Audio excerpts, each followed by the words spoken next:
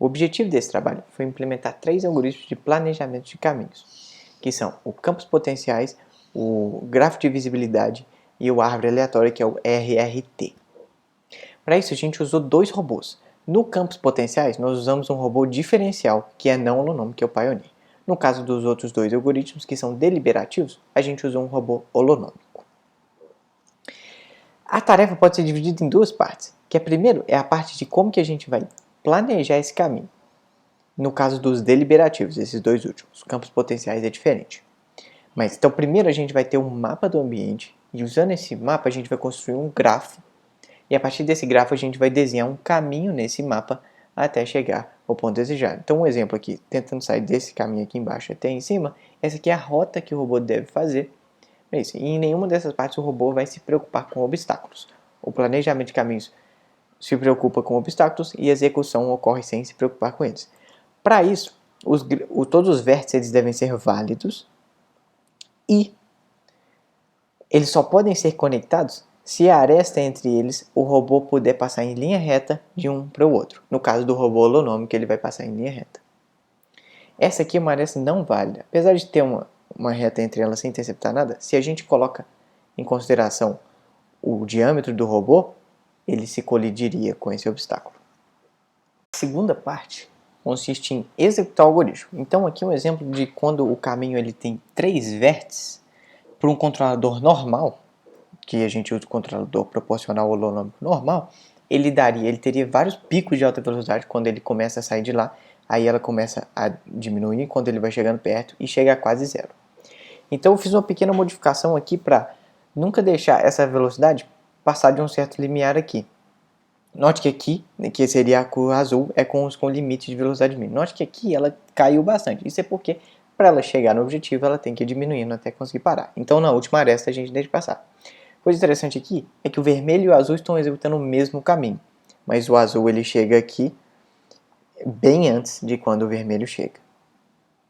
Agora, tratando de um exemplo mais interessante, a ideia é sair de dentro desse quadrado e chegar até a saída. E agora vamos comparar como que os algoritmos se dão com isso. Então primeiro a gente tem o árvore aleatória, e ela acha um caminho bem doido aqui pelo meio. O tempo de execução ali sim, quase 17 segundos, então tá bacana. Mas para chegar nesse tempo aqui, teve que ajustar o tamanho do passo. 0.5 que estava antes não funcionou bem, demorava bastante, precisava de muitos nós para expandir. Mas com o 1.5 já expandiu bem mais rápido. Já passando para 2.0, aí já o efeito foi o contrário, ele demorou mais. E aqui a gente observa que o custo do caminho é de 82. Ou seja, o custo do caminho é a soma de todas essas arestas. E a gente nota aqui que a gente podia simplificar esse caminho. Sair direto desse ponto e chegar até esse ponto aqui. Ou até chegar a esse ponto aqui. Então tem uma heurística aqui que tenta simplificar esse caminho.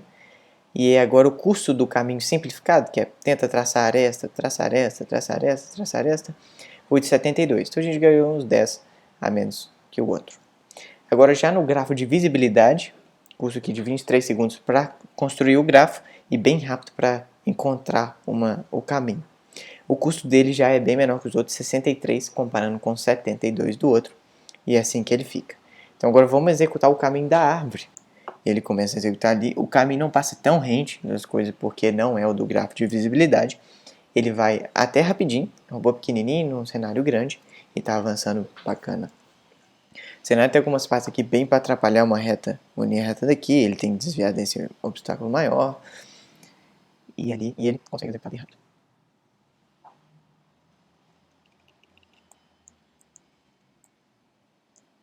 E para no final. O labirinto é o mapa mais interessante testado. E aqui eu pego ali a imagem PNG, processo ali no GIMP, transformo ela em SVG, e aí eu fiz um códigozinho que passa de SVG para um formato do Shapely, e também tem um código que passa do Shapely para um formato que a gente pode importar no Blender. Então a gente consegue ter o mapa 3D e ele é facilmente importado ali para dentro do Copilha. Partindo aqui, a árvore aleatória não conseguiu chegar no resultado.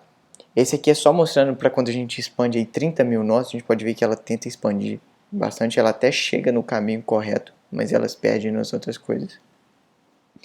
E esse aqui, no caso, ela deixa rodando ali por 1200 segundos ali, porque é o tempo que demora para o grafo de visibilidade gerar o grafo dele.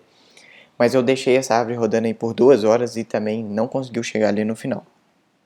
Seria interessante testar uma outra versão da árvore aleatória, mas por enquanto o que funcionou aqui para o labirinto foi o grafo de visibilidade. Então aqui mostrando que para construir o grafo ele demora 1200 segundos, então demora bastante.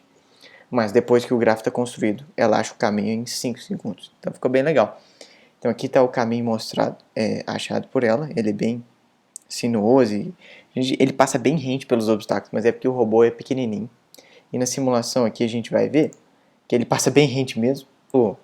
Para construir o grafo, né, a gente utiliza as arestas.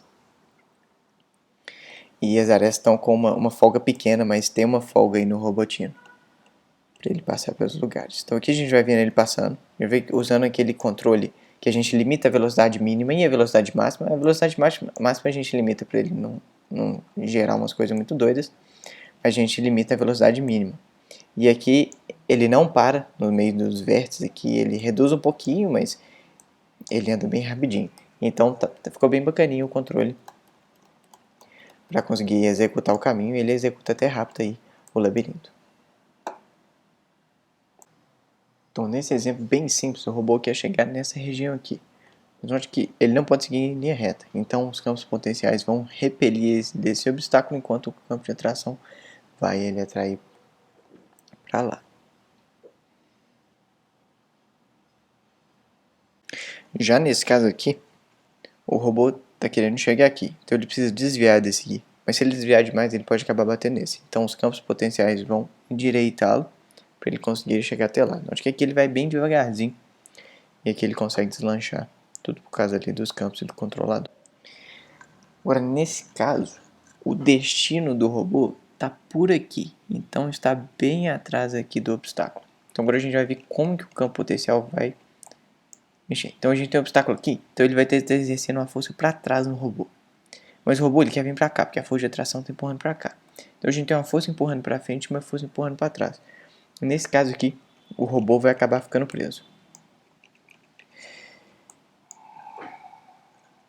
A gente pode deixar por mais um pouquinho, mas mesmo assim ele acaba ficando preso aqui e não sai. Então diferente daquele caso, enquanto o destino está para cá, ele consegue fazer o desvio.